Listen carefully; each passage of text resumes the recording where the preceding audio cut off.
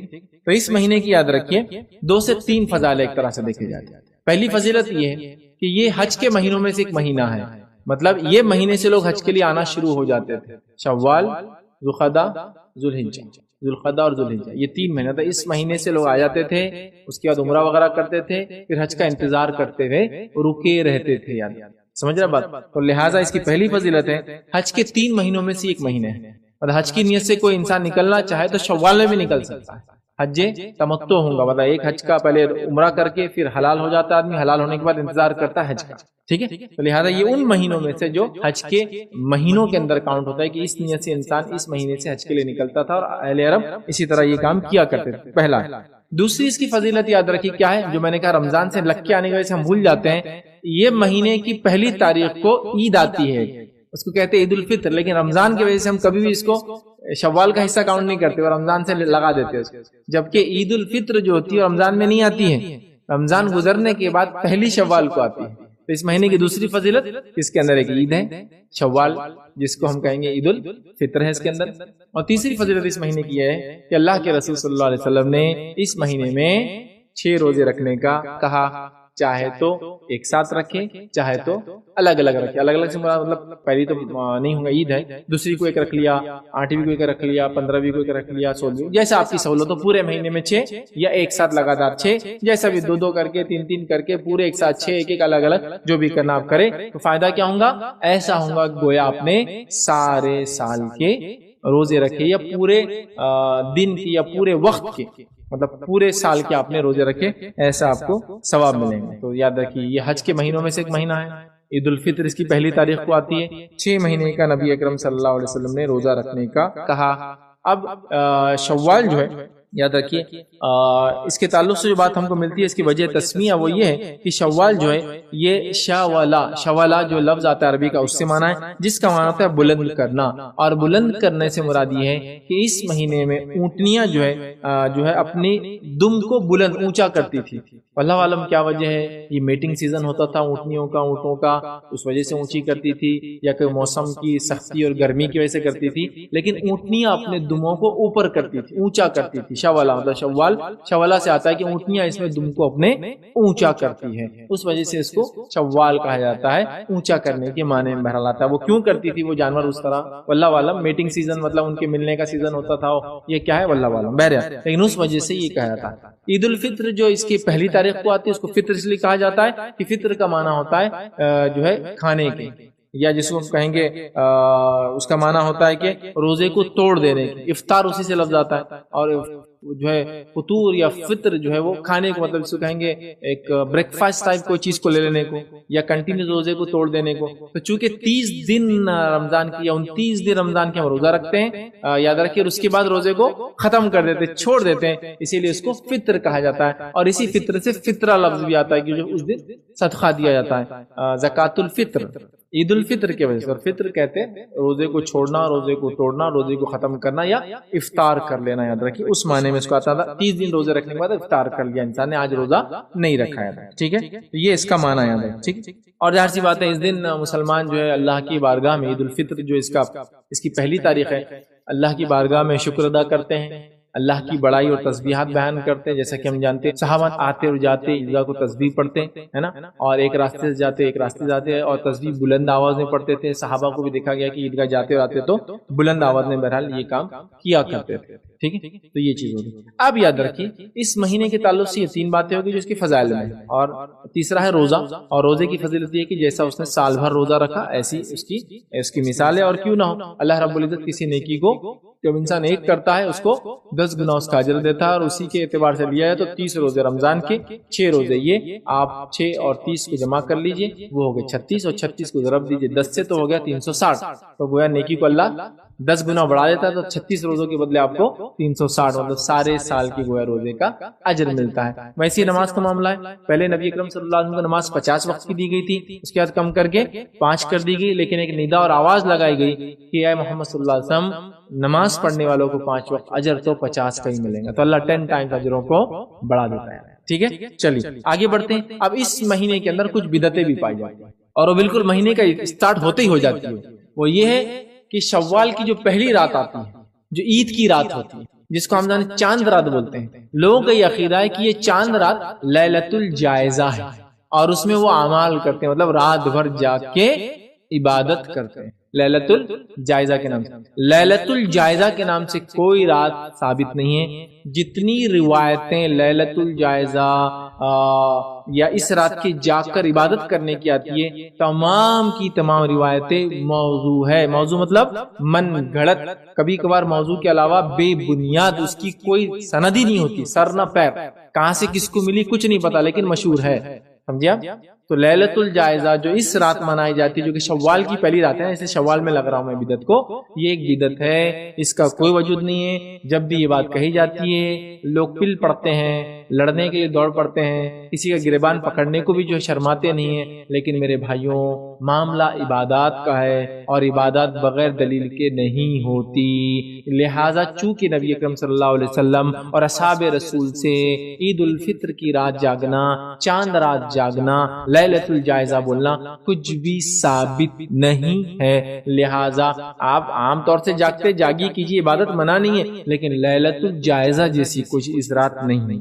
دوسرا، ایک من گھڑت روایت اور بیان کی جاتی ہے. ابھی سب من گھڑت روایتیں، جتنی روایتیں یہاں بیان کروں گا سب جھوٹی ہیں، سب نبی اکرم صلی اللہ علیہ وسلم پر منسوب ہے. اس روایت کے الفاظ کیا ہیں کہ نبی اکرم صلی اللہ علیہ وسلم نے فرمایا. ویسے تو یہ ایسی حدیثوں کو بولنا ہی نہیں چاہیے یہ بات، لیکن اس روایت کے الفاظ دہرا رہا ہوں. میں نہیں کہہ رہا ہوں کہ اللہ کے رسول نے فرمایا، چونکہ یہ تو جھوٹی بات.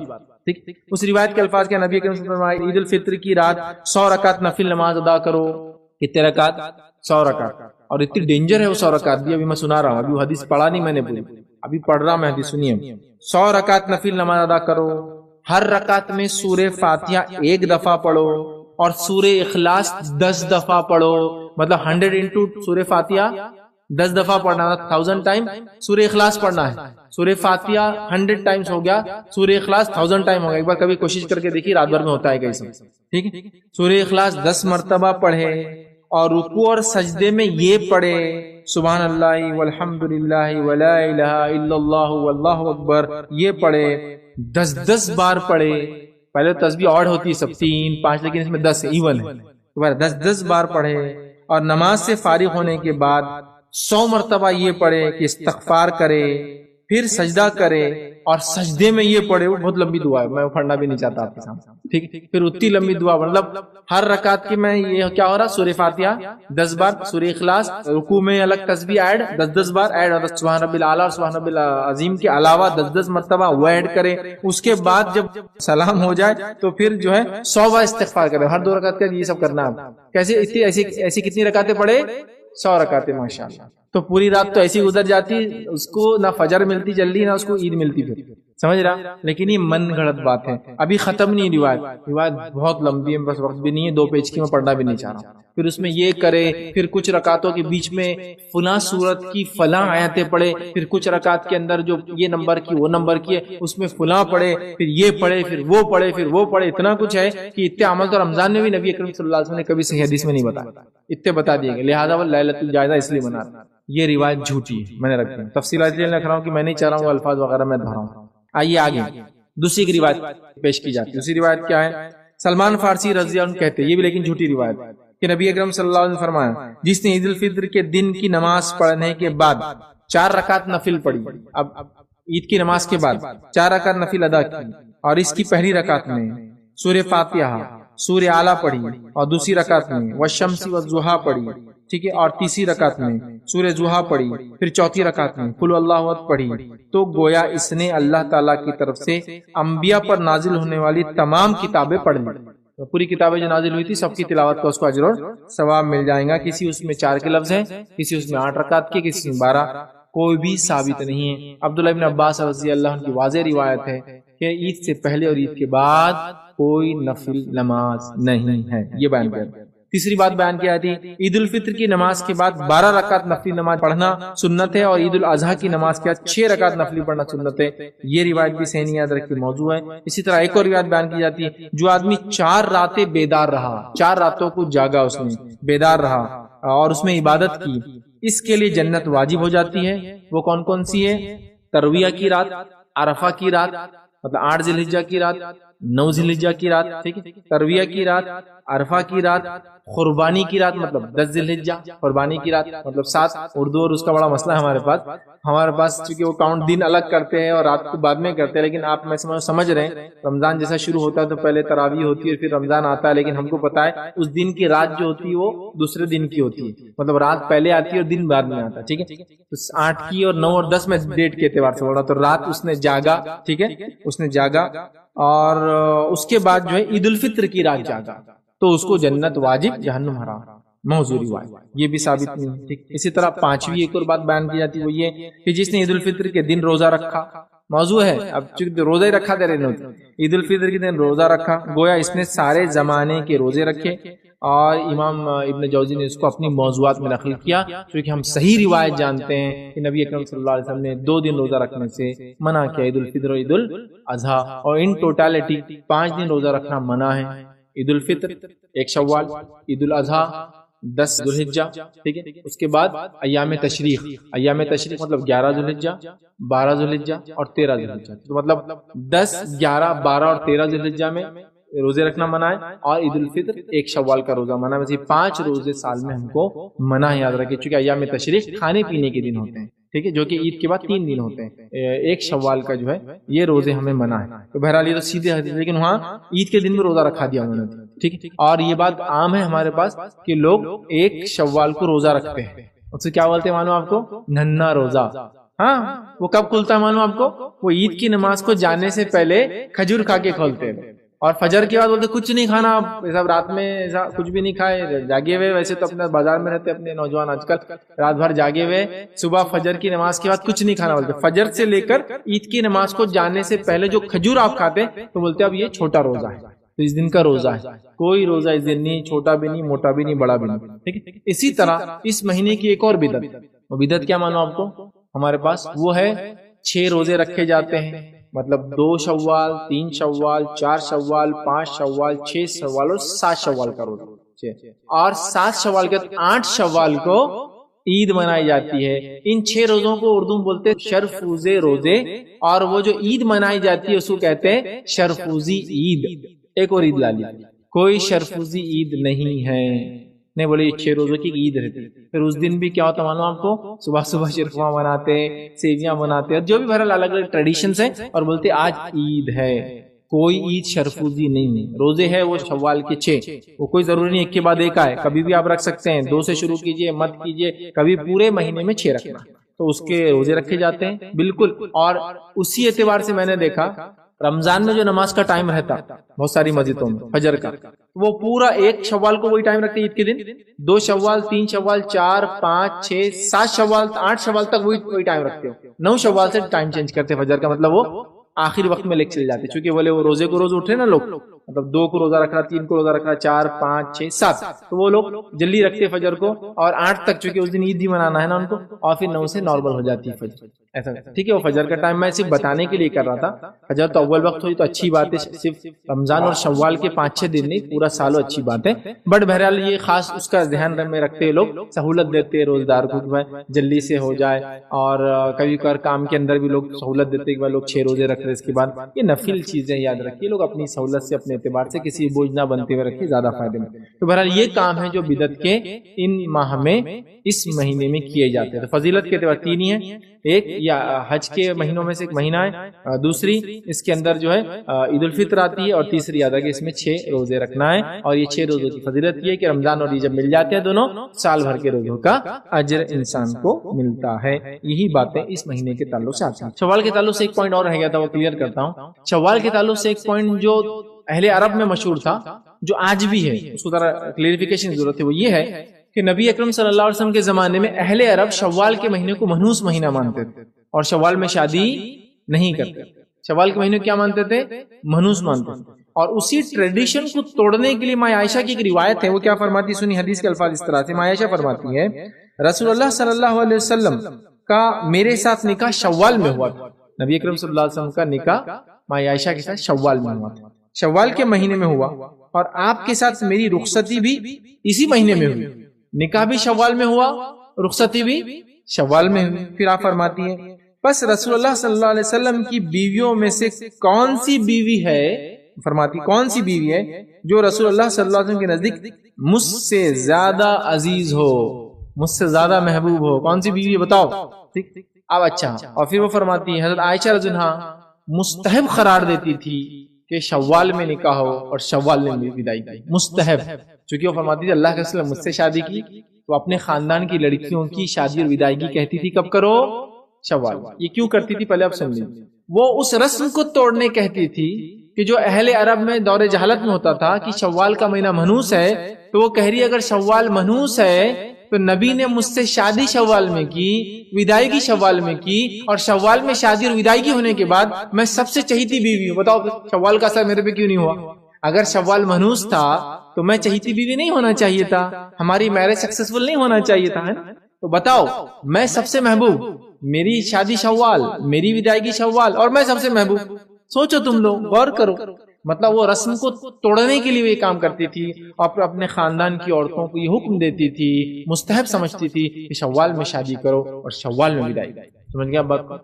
شوال کا مہینہ منحوس نہیں ہے۔ لیکن یہ بات میں کیوں کہہ رہا ہوں؟ آج بھی لوگ شوال کے مہینے کو منحوس مانتے ہیں، شادیاں نہیں کرتے ہیں۔ یہ تو الگ بات ہے، ماشاءاللہ آج کل زمانے کی رفتار سے مجبور ہو کر اب تو محرم میں بھی شروع ہے، سفر میں بھی شروع ہے، شوال میں بھی ہے، لیکن آج بھی دقیانوس خیال رکھنے والے لوگ دنوں، مہینوں، تاریخوں اور گھڑیوں کو اچھا اور برا مانتے ہیں، جبکہ اگر کسی نے گھڑیوں کو یا تاریخ اور مہینوں کو برا مان کے کوئی کام آگے پیچھے کیا، یہ معاملہ شرک تک جاتا ہے۔ اس لیے کہ نبی اکرم صلی اللہ علیہ وسلم فرمایا، کہا، حدیث کے الفاظ ہیں الطیرۃ شرکن، بشگونی لینا شرک ہے۔ تو کوئی بشگونی لیتا ہے کہ شوال منحوس ہے، سفر مہین منحوس ہے، محرم غم ہے، فلاں یہ ہے، یہ منحوس ہے، تو وہ کیا کر رہا ہے معلوم آپ کو؟ ایکچولی وہ شرک کر رہا ہے، وہ دنوں، مہینوں اور گھڑیوں میں تاثیر سمجھ رہا ہے، جبکہ وہ اللہ کی ذات ہے جو وحدہ لا شریک ہے۔ یاد رکھیے وہ ہوتا ہے برکت دینے والا۔ تو ماں عائشہ وہ سسٹم کو توڑنے یہ کہہ رہی ہے، جو عرب کا طریقہ تھا وہ اس کو منحوس سمجھتے، وہ کہہ رہی ہے میری تو شادی ہوئی، میری تو وداعیگی ہوئی، اور میں سب سے محبوب بیوی تھی۔ بتاؤ تمہارا عقیدہ کہاں ہے؟ وہ جو منحوس کہاں ہے؟ نحوست مجھ پر نہیں یاد رکھتا، ٹھیک ہے؟ تو بہرحال اس مہینے کے تعلق سے یہ چند باتیں تھیں۔ بھائی آگے بڑھتے ہیں۔ جس شخص کو اللہ رب العزت رمضان کا مہینہ عطا فرمائے اور اس کے اندر وہ اپنی مغفرت نہ کرا سکے، اور اس پر جبرائیل علیہ السلام نے یہ الفاظ کہے اور اللہ کے رسول صلی اللہ علیہ وسلم کہا کہو آمین، اور نبی اکرم صلی اللہ علیہ وسلم نے آمین کہا اس پر، تو اس سے پتہ چلا کہ رمضان کا مہینہ وہ مہینہ ہے جس کے اندر ایک مسلمان، ایک مومن جو اپنی مغفرت کا سامان جمع کر سکتا ہے، اللہ رب العزت کو راضی کر سکتا ہے، اور اس دنیا کے اندر اپنی زندگی کو اچھے سے گزارتے ہوئے آخرت کی زندگی کو سنوار سکتا ہے۔ تو لہٰذا اللہ رب العزت نے اس مہینے کو ہم کو رمضان کا مہینہ عطا کیا، ہمیں اللہ رب العزت کا بڑا شکر بجا لانا چاہیے کہ اس نے جو ہے زندگی دی، اور اللہ رب العزت سے دعا کرنی چاہیے کہ اللہ رب العزت آنے والے زندگی میں ہم کو رمضان جیسے مہینہ جو ہے عطا کرے۔ پچھلی بار ہم نے جمعہ میں خطبے میں یہ بات میں نے آپ کے سامنے رکھی تھی جب میں یہاں آیا تھا کہ اللہ رب العزت نے اس مہینے کو ہمارے لیے اس لیے ہمیں دیا کہ ہم تقوی اختیار کریں، اور ہم نے دیکھا تھا کہ تقوی یہ کہ اللہ کے ڈر، اس کی خشیت سے انسان گناہ اور معصیت کی زندگی کو چھوڑ دے۔ آئیے اب جو رمضان کا مہینہ چونکہ اب شروع ہو چکا ہے، چند باتیں ماہ رمضان کے تعلق سے آپ کے سامنے آج رکھنے کی جو ہے کوشش کروں گا، اور جس میں ہم جو ہے چند باتیں دیکھیں گے کہ اس مہینے میں کیا اعمال ہم کریں، اس جمعہ اور آنے والے جمعہ ان اعمال کے بارے میں دیکھیں گے، اور اس کے بعد کا جمعہ جو ہے انشاءاللہ عزیز جو ہے ہم لوگ زکوٰۃ وغیرہ کے تعلق سے کچھ باتیں جو دیکھنے کی کوشش کریں گے۔ تو اس مہینے میں جو کرنے والے اعمال ہیں، یاد رکھیے اس میں سب سے اہم عمل، اس کی فضیلت میں بھی اس مہینے کے وہ یہ ہے کہ اللہ رب العزت نے اس مہینے کو اپنی عبادت اور روزے کے لیے جو ہے چنا۔ تو ظاہر سی بات ہے سب سے پہلا کام جو مجھے اور آپ کو اس ماہ میں کرنا ہے، اس مہینے میں کرنا ہے، اس منتھ میں کرنا ہے، وہ ہے روزوں کا رکھنا۔ یاد رکھیں کوئی بھی انسان یہ کہیں گا اس میں کون سی بات نہیں ہے، روزے تو ہم لوگ رکھتے ہیں، لیکن ظاہر سی بات ہے روزے کو ویسا رکھنے کی ضرورت ہے جیسا اس کا حق ہے، ورنہ صرف بھوکے اور پیاسے رہنے کا نام تو روزہ نہیں ہے۔ یاد رکھیں ورنہ بھوکا اور پیاسا تو انسان مجبوری میں بھی رہتا ہے، تو روزے کا صحیح فائدہ اٹھائیے۔ پہلے تو گزارش یہ کروں کہ ہر شخص جو ہے روزہ رکھے، ہر شخص کوشش کرے کہ وہ روزہ رکھے، سوائے شرعی عذر کے روزہ ہمارا نہ چھوٹے۔ یہ بات کامنلی عام طور سے دیکھی جاتی ہے کہ ہم لوگ اپنے بچوں کو روزے کے معاملے میں ویسا تیار نہیں کرتے ہیں، یا کوشش یہ ہوتی کہ جہاں تک ان کو بچا سکے بچاتے رہیں، اور حتیٰ کہ میں نے یہ عالم اور یہ حالت بھی دیکھا کہ لڑکیاں روزہ شادی کے بعد رکھنا شروع کرتی، مطلب جب تک وہ اپنے ماں کے گھر میں ہوتی ہے وہ بیچاری اتنی کمزور ہوتی ہے، لاڑ پیار میں ہوتی ہے کہ روزہ ہی نہیں رکھتی ہے، جب کوئی دیندار خاندان مل گیا تو بولتے رہے آپ روزے رکھتے تو وہاں سے روزے کا اس کا پہلا سلسلہ بیچاری کا چالو ہوتا ہے. پھر اگر حامل آؤ گی تو پھر روزے چھوٹتے ہیں، پھر روزے چھوٹ رہے ہیں. اسی طرح لڑکوں کے اندر بھی بچوں کو جو ہے شروع سے عادت نہیں دلائی جاتی ہے. حالانکہ ظاہر سی بات ہے جب انسان بالغ ہوگا تو روزہ رکھیں گا. تو آپ کیا امید کرتے ہیں بالغ ہوتے پہلے سال پورے 30 روزے رکھ پائیں گا؟ نہیں، اس کو پہلے سے ٹریننگ دینا پڑیں گے، سٹارٹ کرنا پڑے گا. میں یہ بھی نہیں کہہ رہا ہوں کہ آپ 2 3 4 سال کے بچوں کو روزہ رکھا ہے ان کی روزہ رکھائیاں کرے، وہ بہت چھوٹے ہوتے ہیں، یاد رکھیں. موسم بڑا سخت بھی یاد رکھیں. لیکن بچوں کو عادت ڈالے کہ اب بچہ آپ کا 7 سال 8 سال 9 سال 10 سال کا ہے تو یہاں سے عادت شروع ہو جائیں گی کہ انہیں 1 2 روزے 3 4 روزے 5 6 روزے 7 8 روزے، اور یہاں سے اس کے بالغ ہونے پر اس کی کمپلیٹ اس کو پھر پورے روزے رکھنا ہے. تو ظاہر سی بات ہے ایک ٹریننگ ہوں گی. عمر ابن خطاب رضی اللہ عنہ کے تعلق سے آتا ہے کہ اپنے چھوٹے بچوں کو بھی روزہ رکھاتے. کسی نے پوچھا امیر المومنین یہ تو بالغ نہیں ہے، تو کہا یہ تو ہم ٹریننگ کے لیے، ان کے مشق کے لیے، ان کو عادت ہو اس لیے رکھاتے ہیں. تو ظاہر سی بات ہے ہمیں روزے کا اہتمام کرنا ہے. جہاں شرعی عذر کے بغیر ہم روزہ نہیں چھوڑیں گے، چاہے مسافر ہو، بیمار ہو، خواتین ہو تو ان کے مخصوص وسائل ہو تو وہ روزے چھوڑ سکتی ہے، اور بعد میں ان کو روزوں کی تکمیل کرنا یاد رکھیں. ٹھیک ہے. اسی طرح حمل، یہ بھی بیماری کے اندر ہی آپ کاؤنٹ کر لیجئے. ٹھیک ہے. تو بہرحال تو شرعی عذر کے بغیر ہم روزہ نہ چھوڑے. روزے کی ٹریننگ اپنے بچوں کو اپنے آپ کو ہم دے، اور ساتھ میں جو ہے ایک روزے کا اہتمام اور روزے کو حقیقی طور سے ویسا رکھنے کی کوشش کرے جیسا روزہ رکھنے کا حق ہے. اور وہ یہ ہے کہ روزے کے اندر ہم وہ تمام کام نہ کرے جس سے ہم کو روکا گیا، اور روزہ ہم کو روکتا ہے. تو ہمارا روزہ صرف بھوک اور پیاس نہ رہے بلکہ ہمارا روزہ ہمارے لیے ایک ٹریننگ پیریڈ بن جائے، یاد رکھیے. تو لہٰذا ہمیں جھوٹ نہیں بولنا ہے، مطلب منہ سے کوئی برا کام نہیں کرنا ہے، کانوں سے کوئی بری چیز سننا نہیں ہے. اسی طرح جو کوئی چیز بری کہنا نہیں، یاد رکھیے. کوئی چیز بری دیکھنا نہیں، یاد رکھیے. لڑائی جھگڑا ہو تو اسے پرہیز کرنا، یاد رکھیے. ٹھیک ہے. اور اگر کوئی آپ سے لڑنے آئے تو آپ کہے روزے سے، میں روزے سے ہوں، یاد رکھیے. تو حدیث کی الفاظ جو ہے اس کا ترجمہ ہے. تو روزے سے ہوں میں یہ کہہ دے اور معاملے کو جو ہے نپٹا دے، یاد رکھیے، ختم کر دے. تو روزہ یاد رکھیے ہم کو بہت کچھ سکھاتا ہے، ہمیں ایک اچھا انسان بناتا ہے، یاد رکھیے. تو صرف بھوکا اور پیاسا رہنا یہ کانسیپٹ آپ روزے کا مت سمجھیے. روزہ ہم کو تربیت دے رہا ہے بہت ساری چیزوں کی، یاد رکھیے. اور جب یہ عادت ہم کو ہو جائیں گی تو اس کے بعد انشاءاللہ عزیز ہم سال بھر اپنی زبان کا صحیح استعمال، کان کا صحیح استعمال، آنکھ کا صحیح استعمال، ہاتھ کا صحیح استعمال، اور ہر چیز کا اعضاء و جوارح جو اللہ رب العزت نے نعمتیں دے رکھی صحیح استعمال کریں گے. تو لہٰذا سب سے پہلی چیز ہم روزہ رکھیں، روزے رکھنے والے بنے. روزوں کو جیسا رکھنے کا حق ہے ان کو ویسا رکھنے کی ہم کوشش کریں. دوسرا کام اس ماہ کے اندر، اس مہینے کے اندر جو ہم کو کرنا ہے، یاد رکھیے رمضان کے مہینے میں، یہ ہے کہ اس کے اندر ہم کوشش کریں کہ ہم جو ہے قیام اللیل کا اہتمام کریں.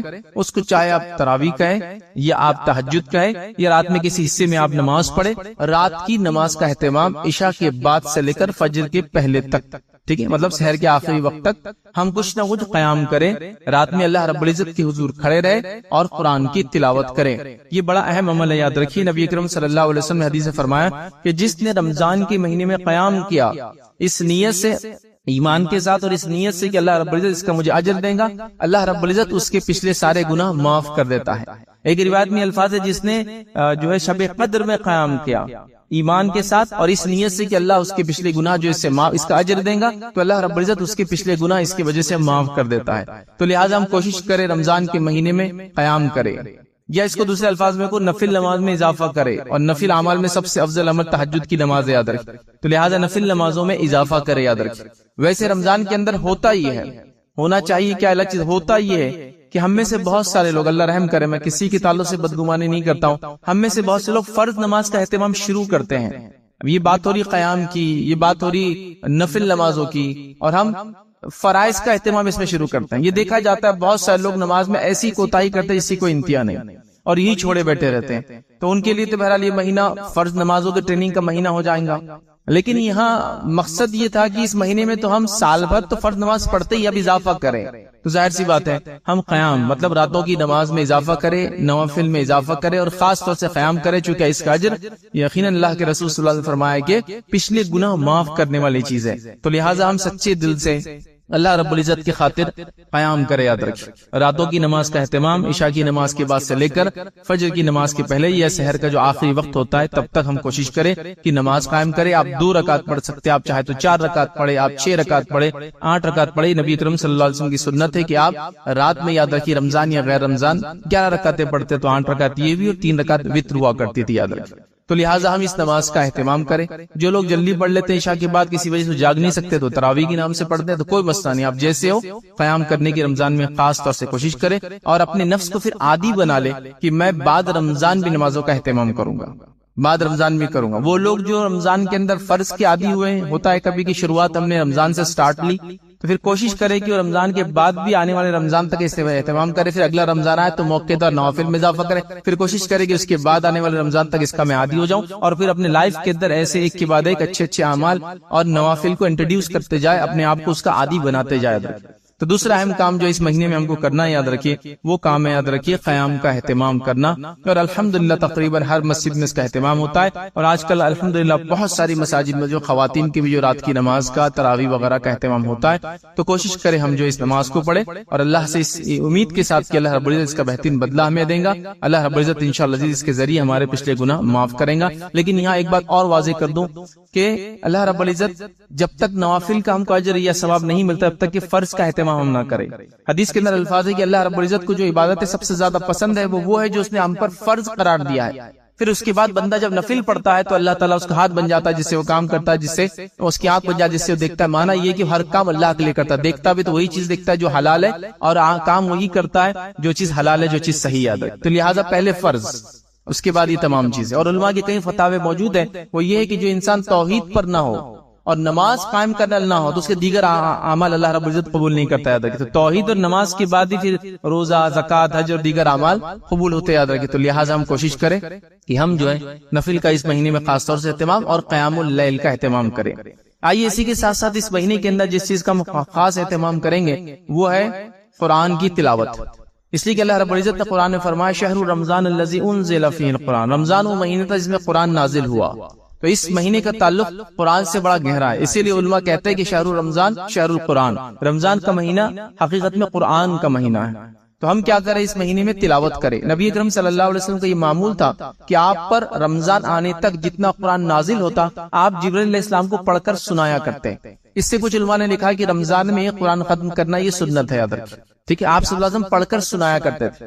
اور آخر بار جو آپ صلی اللہ علیہ وسلم جبرائیل علیہ السلام آئے، آخر رمضان آپ کو ملا، آپ نے 2 مرتبہ یہ کام کیا، 2 times اس کو ریپیٹ کیا۔ تو اس سے پتا چلا کہ رمضان کے اندر قرآن کی تلاوت بڑی اہم ہے، یاد رکھیں، چونکہ اس کا تعلق اس مہینے سے بڑا گہرا ہے، چونکہ اسی مہینے میں یہ کتاب اتری، یاد رکھیں، اور یہ کتاب بہت جلیل القدر کتاب ہے، یاد رکھیں۔ یہ تمام کتابیں جو اس سے پہلے ان کی سردار ہے، یاد رکھیں، اور اتنی جلیل القدر اور اتنی جس کو کہیں گے بابرکت کتاب ہے کہ جس مہینے نازل ہوگی وہ مہینہ روزے کا اور برکت کا اور مغفرت کا مہینہ بن گیا۔ جس رات نازل ہوگی تو وہ رات 1000 مہینوں سے افضل بن گئی، یاد رکھیں۔ جس قوم پر نازل ہوگی آخر آنے کے بعد بھی یہ قوم سب سے اول جنت میں جانے والی بن گئی۔ تو یہ کتاب کا بڑا گہرا تعلق ہے، یہ کتاب بڑی عظمت اور بلندی اور جس کو کہیں گے جو ہے عظمت والی اور بزرگی والی، یاد رکھی، کتاب ہے۔ تو لہٰذا ہم اس کتاب کی تلاوت کرنے والے بنے۔ تلاوت سے یہاں میری مراد یہ بھی ہے کہ تلاوت ہم اس کو قرأت کرے، اور ساتھ میں چونکہ ہماری زبان عربی نہیں ہے تو اس کو سمجھنے کی کوشش کرے، جو زبان آپ کو بہتر لگتی ہو آپ اس کو سمجھنے کی کوشش کرے، اس لیے کہ بڑی اہم چیز ہے۔ یقیناً قرآن کی تلاوت کا بھی ثواب ہے، لیکن اس کی تلاوت کا مقصد تو یہ ہونا چاہیے کہ اس کو سمجھے ہم کہ وہ کیا کہنا چاہتی ہے مجھ سے۔ کہیں ایسا نہ ہو کہ میں ایک چیز پڑھتا ہوں اور اسی کے خلاف کام کرتا ہوں، اس کتاب کو ہاتھ میں رکھتے ہوئے کبھی کبھار تلاوت بھی چالو ہے، کتاب بھی ہاتھ میں، اور دوسرا اس کے اپوزٹ کام کر رہا ہوں، تو کہیں ایسا نہ ہو کہ یہ کتاب ہمارے خلاف گواہی دینے والی نہ بن جائے۔ تو لہٰذا اس کا خاص اہتمام ہو کہ رمضان کے اس مہینے میں قرآن کی تلاوت کرنے والے ہم بن جائیں، اور ایسی عادت ڈال لیں کہ پھر سال بھر یہ عادت چلتی رہے۔ ابھی آج کل قرآن کے جو نئے نسخے آتے ہیں اس نسخے میں انہوں نے کیا کیا کہ اس نسخے کو انہوں نے یہ کیا کہ 20 صفحات میں ایک پارے کو ختم کر دیتے، مطلب ہر مطلب معاف کرنا 20 صفحات میں ایک پارا ختم ہوتا ہے، تو انہوں نے اس طرح سے اس کو ایڈجسٹ کیا ہے۔ تو یہ بہت اچھا طریقہ ہے، یاد رکھیے کہ 20 صفحے آپ نے پڑھ لیے مطلب ایک پارا آپ کا ہو جاتا ہے۔ جو نئے پرنٹس آتے ہیں اس میں انہوں نے یہ کیا، تو آپ دیکھیں آپ عادت ڈال لے کہ 20 صفحات پڑھنا ہے، 10 صفحات پڑھنا ہے، جو بھی ہے رمضان میں، اور بعد رمضان بھی اس کو کنٹینیو کرتے رہے کہ اتنے پیجز کی میں عادت ڈال دوں گا تو اتنے دن میں قرآن ختم ہو جاتا ہے، ٹھیک ہے، مطلب ایک صفحہ میں ایسا لے رہا ہوں، دونوں طرف ملا تو 600 ہو جاتے ہیں، تو اس طرح سے انہوں نے کیا 40 ہو جاتے ویسے پیجز 1 2، تو ایسا کریں گے تو ایک پارا ختم ہو جاتا ہے۔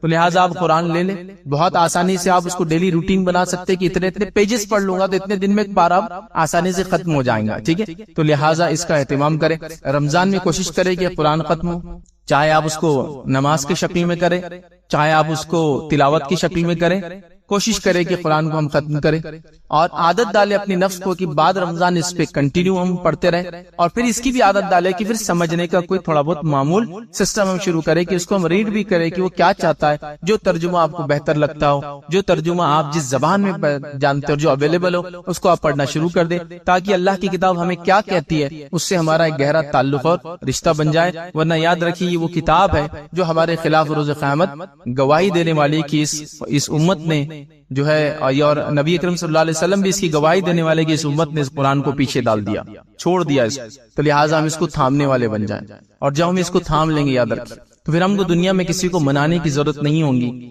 یہ کتاب اتنی بابرکت ہے کہ اس کے پڑھنے اور اس پہ عمل کرنے کے نتیجے میں لوگ آپ کی بات یوں ہی ماننے لگیں گے۔ یاد رکھیں یہ بات سمجھنا بے حد ضروری ہے۔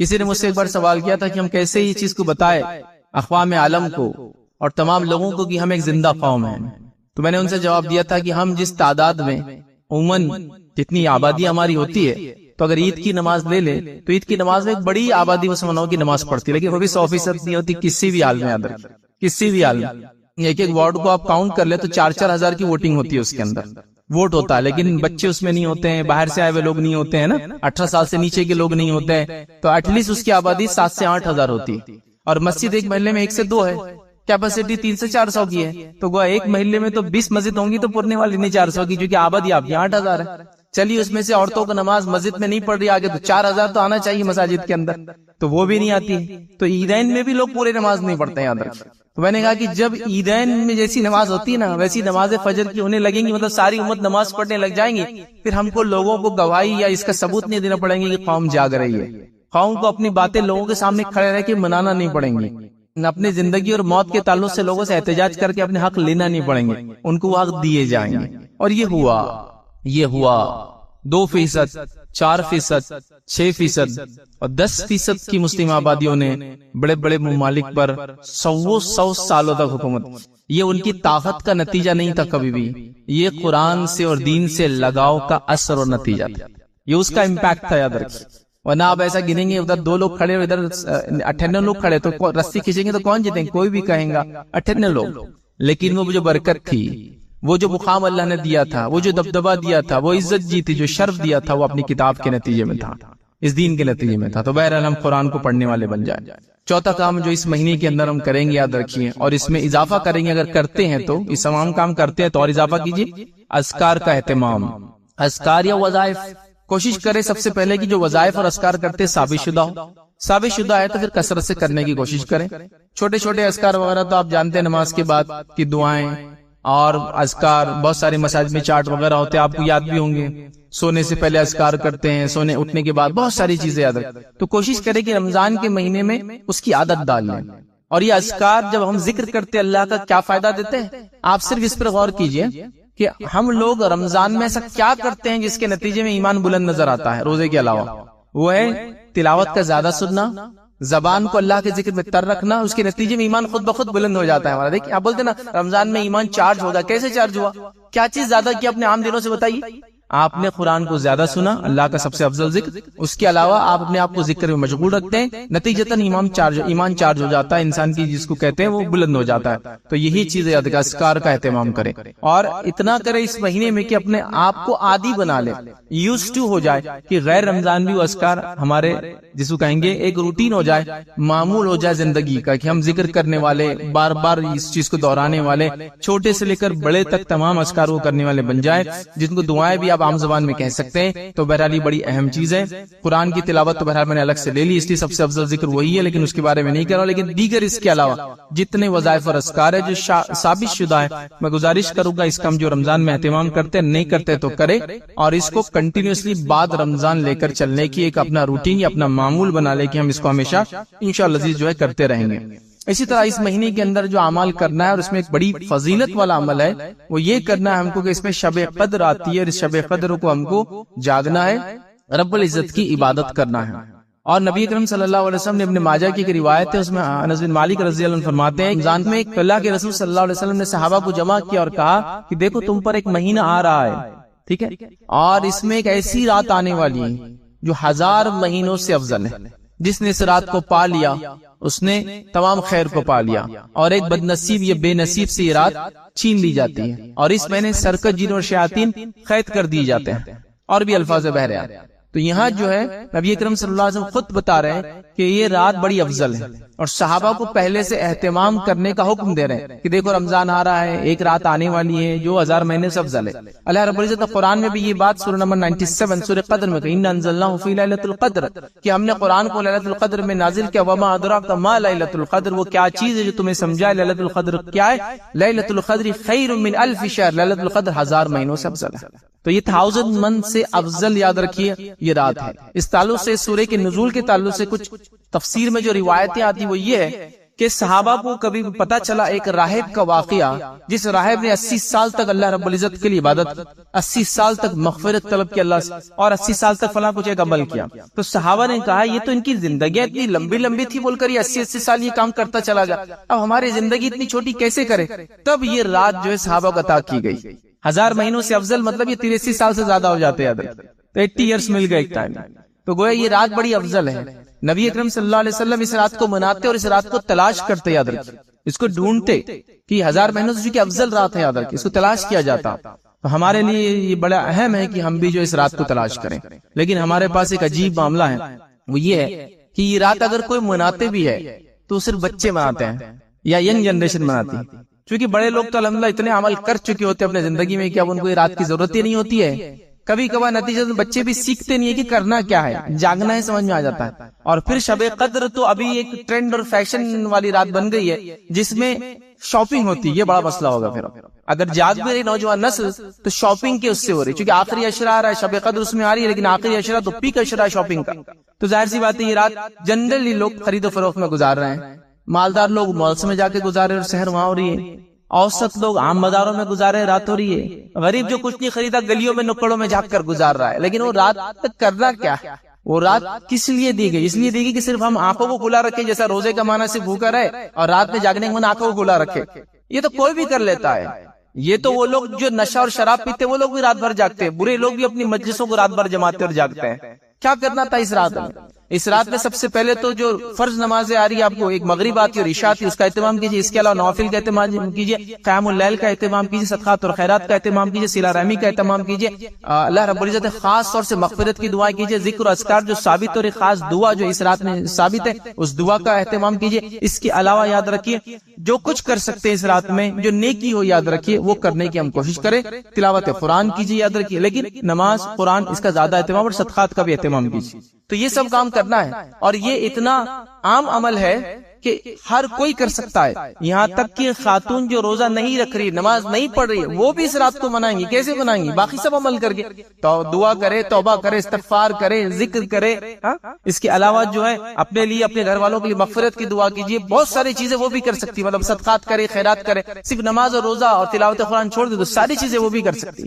لیکن ہمارے پاس حالت یہ ہے کہ اس کا سسٹم ہی نہیں ہے۔ کوئی شادی آ رہی ہے تو گھر میں اعلان کیا جا رہا ہے کہ اب رت جگہ ہے، آفیسز کو لیو ڈالی جا رہی ہے کہ اب ہم نہیں آئیں گے، بزنسز کو کلوز رکھا جا رہا ہے، آس پڑوس کے دکاندار کو بول دیا جا رہا ہے بھائی ان میں شادی، اب 8 دن دکان بند، رات میں چونکہ دیر سے یہ سو رہے تو صبح جلدی نہیں آئیں گے، ہے نا، یہ سب ہو رہا ہے۔ لیکن ایسا کبھی ہو رہا ہے کہ ہم اہتمام کریں کہ میں قدر آئیں گی، اللہ رب العزت پتہ نہیں اگلی زندگی دے نہ دے، آفس میں لیو ڈال دیتا ہوں، چھٹیوں کو اٹھا کے رکھتا ہوں، اس ٹائم میں لے لیا کروں گا 5 دن، تاکہ رات میں جاگوں تو صبح شاید نیند نہ ہو پوری تو چھٹی لے لیتا ہوں۔ نہیں ہوتا یہ سب، یہ چھٹیاں اٹھا کے رکھی جا رہی شادی بیاہ کے لیے، چھٹیاں اٹھا کے رکھی جا رہی بچوں کے ایگزامینیشن کے لیے، چھٹیاں اٹھا کے رکھی جا رہی گھومنے کے لیے، یہ سب کر رہے ہیں، لیکن شب قدر کے لیے نہیں اہتمام ہو رہا۔ یہ آ رہی رات اور ایسی زندگی میں چلے جائے۔ ایک انسان کو اگر زندگی میں 10 بار یہ رات مل جائے تو اندازہ لگائی 800 ایئرز سے زیادہ اس کو ثواب کمانے کا موقع دے رہی ہے رات، لیکن ہم لوگ نہیں کر رہے یاد رکھے اس کا اہتمام۔ تو جو کوئی منا رہا ہے وہ شاپنگ کی شکل میں منا رہا ہے، میں کسی کے تعلق سے بھی برا گمان نہیں رکھتا ہوں، لیکن جو دیکھ رہا ہوں وہ بیان کر رہا ہوں۔ دوسرا، اگر کوئی منا بھی رہا ہے تو بہت چوزی ہے، وہ